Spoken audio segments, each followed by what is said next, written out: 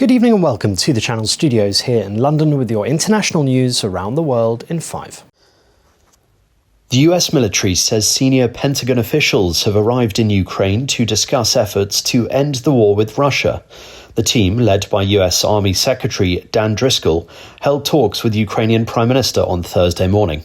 Reports began surfacing on Wednesday that the US and Russia had prepared a new proposed framework to end the war, requiring major concessions from Ukraine, including giving up territory and dramatically shrinking its military. Neither Washington nor Moscow have officially confirmed the plan. US President Donald Trump says he has approved a bill that orders the release of government files on the late convicted sex offender Jeffrey Epstein. In a post, he said, "Perhaps the truth about the Democrats and their associations with Jeffrey Epstein will soon be revealed because I have just signed the bill to release all the Epstein files."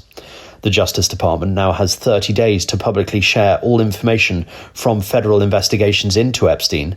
However, it can withhold files that relate to active criminal investigations or are deemed to invade personal privacy. At least 25 Palestinians have been killed in Israeli strikes across the Gaza Strip, and that's according to the Hamas-run health ministry, in what was one of the deadliest days since the ceasefire came into effect 5 weeks ago. 10 people were killed when a Ministry of Religious Endowments building in the eastern Zayton neighborhood of Gaza City was hit. Israel's military said it struck Hamas terrorist targets after gunmen opened fire towards an area where its soldiers were operating in the southern city of Khan Yunis in violation of the ceasefire. Hamas questioned the claim and denounced what it said was a dangerous escalation. Police in Mexico have arrested a man they accuse of being the mastermind behind the murder of a popular mayor. The mayor of Uruapan, Carlos Manzo, was shot dead on the 1st of November at a public event marking the Day of the Dead.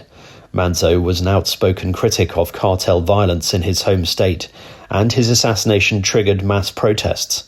Mexico's security minister said the man suspected of ordering his murder had links to a powerful cartel.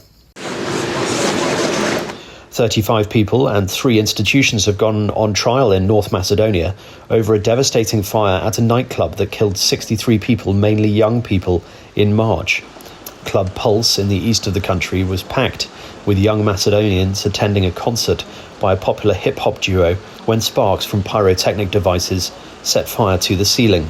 Prosecutors told the trial that years of failings had turned the club into a death trap.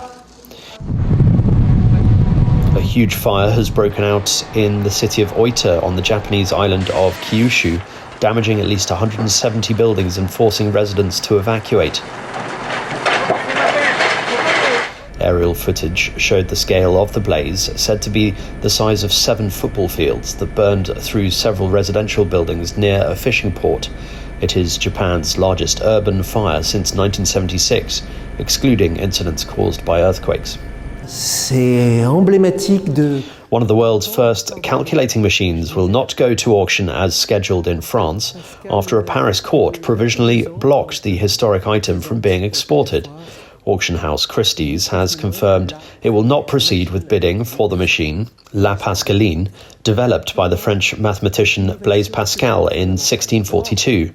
Valuations suggested the machine could fetch between 2 to 3 million euros, and Christie's called it the most important scientific instrument ever offered at auction.